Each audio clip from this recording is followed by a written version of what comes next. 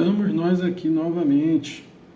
E aí, como foi o dia de vocês? Espero que tenha sido bom, espero que tenha sido proveitoso.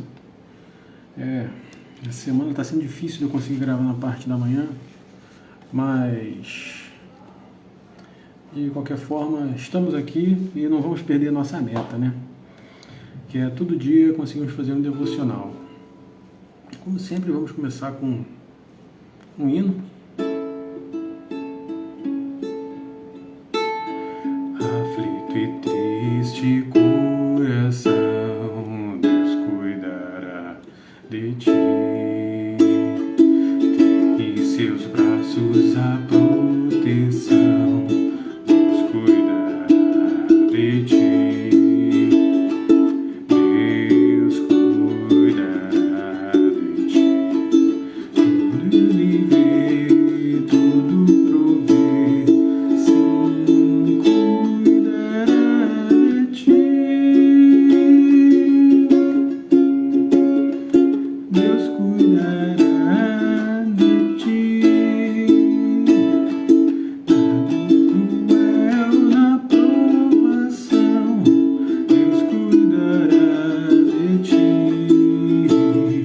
Socorro dá-lhe direção, Deus cuidará de ti. Deus cuidará de ti. Tudo Ele vê, tudo provê, sim, cuidará de ti. Deus cuidará de ti. Os teus tesouros te dará, Deus cuidará de ti. Com bênçãos mil te colorirá, Deus cuidará de ti. Deus cuidará de ti. Tudo Ele vê, tudo provê, sim, cuidará de ti. Deus cuidará de ti. E é isso. Vamos então começar. Se não me engano, é 26º dia hoje de nossa devocional.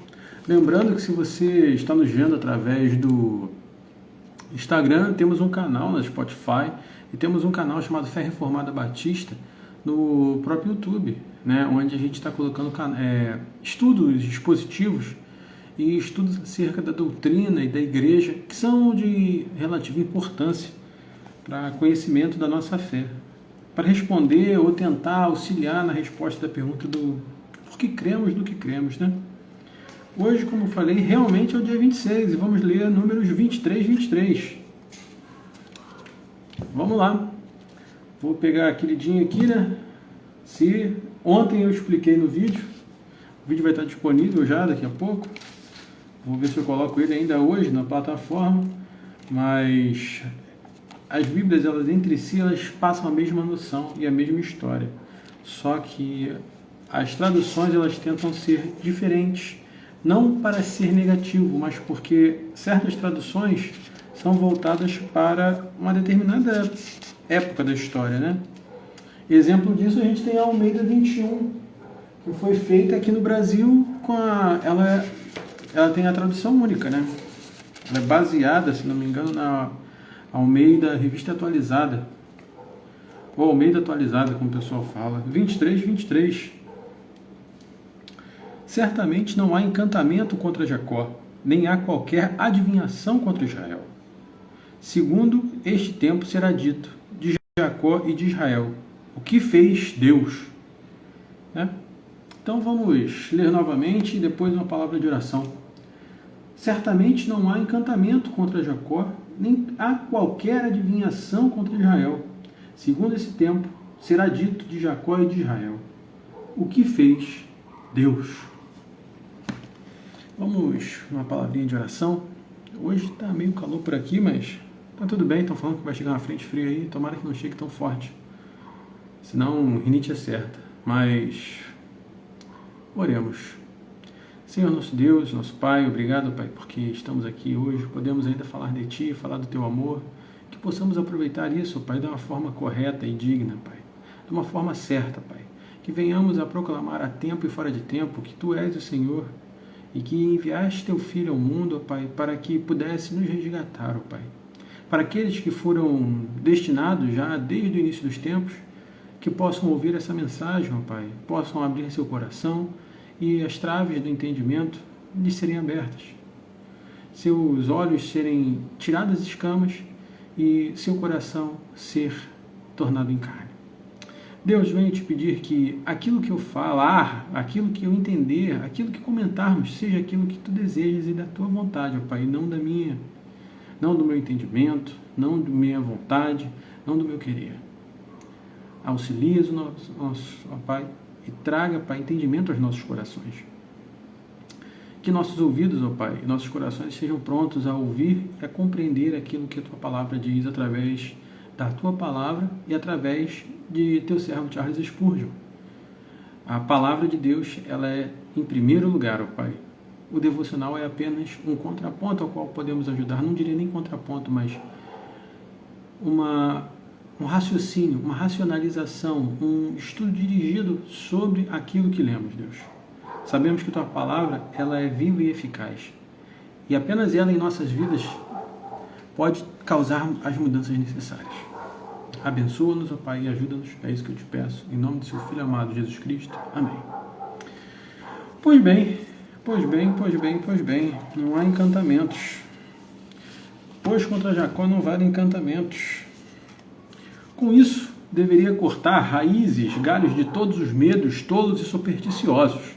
Mesmo que houvesse alguma verdade nas feitiçarias e nos presságios, nada disso poderia afetar o povo do Senhor. Aqueles a quem Deus abençoa, os demônios não podem amaldiçoar. Homens ímpios, como Balaão, podem astutamente tramar a derrubada de Israel, mas, mesmo com todo o seu ocultismo e com todas as suas estratégias, estão fadados ao fracasso. Seu pó está úmido, o fio de sua espada está cego. Eles se reúnem, mas como o Senhor não está com eles, essa reunião é inútil. Podemos ficar tranquilos e deixá-los tecer a sua rede, pois não seremos apanhados por elas. Ainda que clamem pela ajuda de Beelzebu e empreguem todo o seu ofício serpentino, de nada isso lhes servirá. Os feitiços não funcionarão, as adivinhações os enganará. Isso é uma bênção a nós. Como isso acalma nosso coração? Os de Jacó, que são de Deus, lutam com Deus, mas ninguém lutará contra eles e prevalecerá. Os Israéis de Deus têm poder com Deus e sobre os outros prevalecem, mas ninguém terá poder para prevalecer contra eles. Não precisamos temer nem mesmo o próprio demônio, muito menos aqueles inimigos secretos, cujas palavras são cheias de engano e cujos planos estão profundamente insondáveis.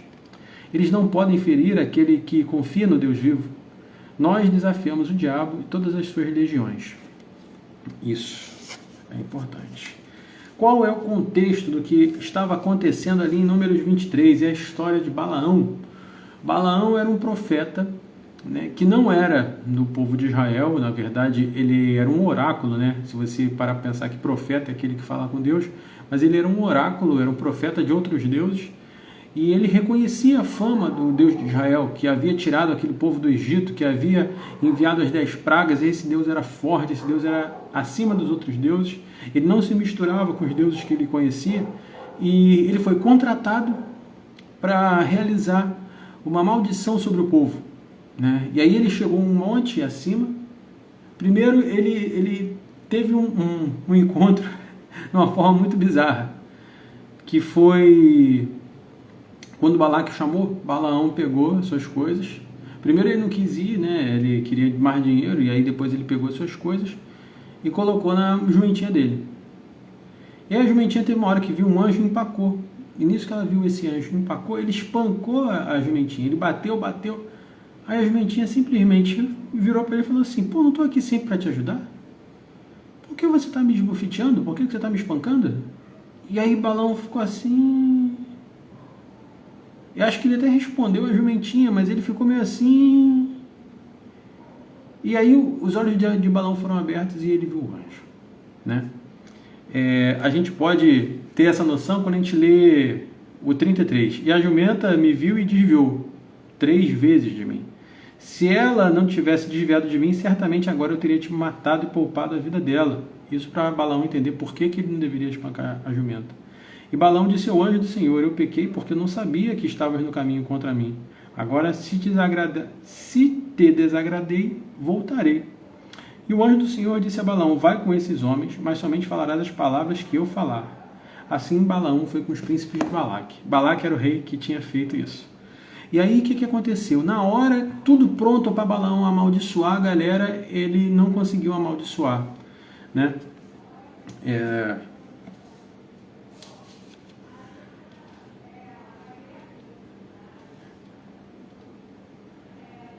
Eu tinha isso marcado,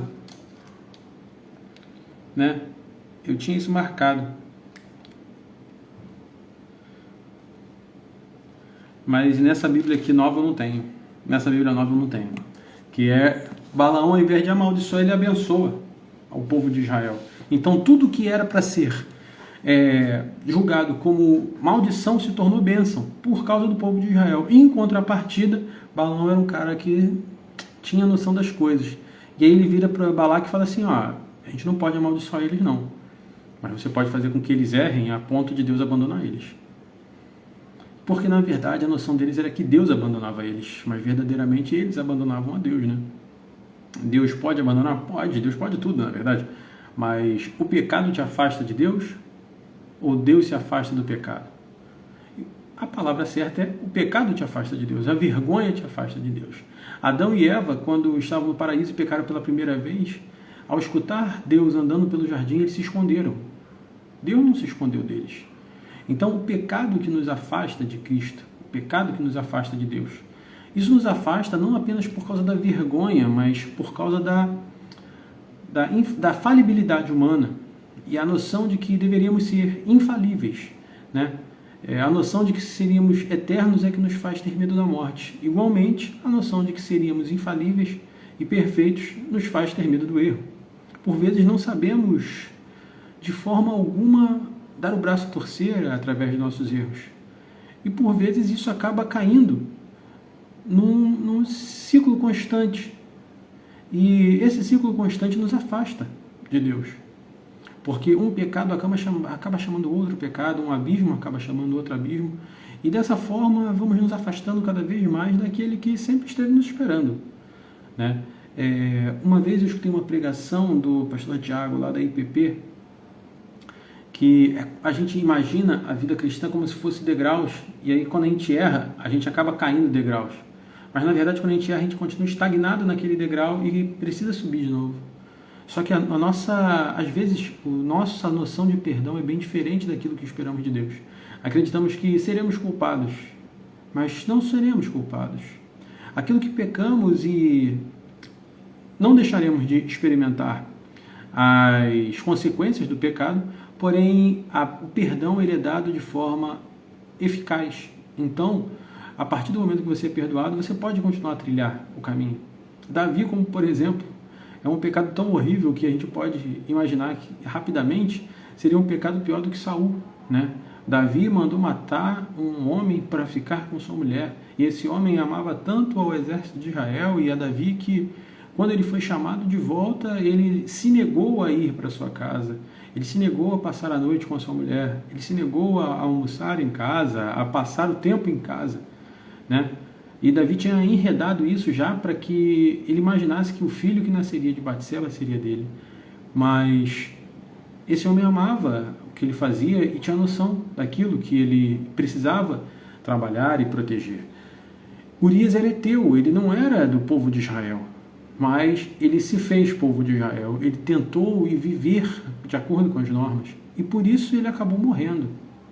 O pecado de Davi foi tão horrível para a sua vida que quando aconteceu tudo isso, Deus o falou através de Natã. Ele mesmo proferiu a sua consequência. Após isso, a vida de Davi foi ladeira abaixo no sentido familiar. Os filhos de Davi começaram a guerrear um contra os outros, cenas de incesto, cenas de assassinato entre eles, irmão querendo matar irmão, irmão querendo tomar e usurpar os direitos do outro, o irmão que era, abre aspas, mais novo, ele seria considerado o que seria o maior entre eles, tudo isso por meio da culpa. Então, o que pensamos acerca disso, né? Será que os enganos e será que nossos inimigos são os nossos verdadeiros problemas? Ou será que nossos verdadeiros problemas estão em nós, em nossa falta de perseverança para com Deus, nossa falta de perseverança na santificação? Eu tenho batido tanto nessa tecla, porque eu acredito que essa tecla é a que melhorará as nossas vidas, né? Charles Spurgeon, ele nos avisa com relação a nossos inimigos. Olha só. Mesmo que houvesse alguma verdade na feitiçaria e nos presságios, nada disso poderia afetar o povo do Senhor. Aqueles a quem Deus abençoa, os demônios não podem amaldiçoar. Então, por vezes, a gente tem a noção de que as pessoas estão contra a gente, ou elas trabalham contra a gente, e isso, por si só, levantará legiões de demônios contra nós, e não é verdade. Deus já te salvou, já te libertou desse império das trevas e nos deu perdão e paz. Ele transformou em si as nossas dores. Então nós não precisamos temer aquilo que nos enredam. Tudo acontecerá segundo a vontade e o querer de Deus. A ansiedade é um grande problema? Sim, porque quando vemos um problema, por vezes queremos resolvê-lo, mas quando o problema não tem solução, como resolvê-lo? Por isso que devemos tomar cuidado. O que quebrou Israel não foi a maldição de Balaão, e sim o conselho dele a Balaque. Os israelitas se deitarem com as mulheres de fora, praticarem sexualidade desenfreada, praticarem cultos a deuses que não eram o Deus verdadeiro, cultos pagãos, viverem segundo as vontades. Por mais que fosse limpo do meio de todo Israel os homens que foram ao culto, isso ainda trouxe uma cicatriz muito grande ao povo. O que pôde amaldiçoar o povo, na verdade, não foi a palavra de Balaão, mas sim as atitudes de Israel logo após. Balaão proferiu palavras de bênção, quando ele deveria proferir maldições. Mas o povo de Israel acabou escolhendo por vezes as maldições através das suas atitudes.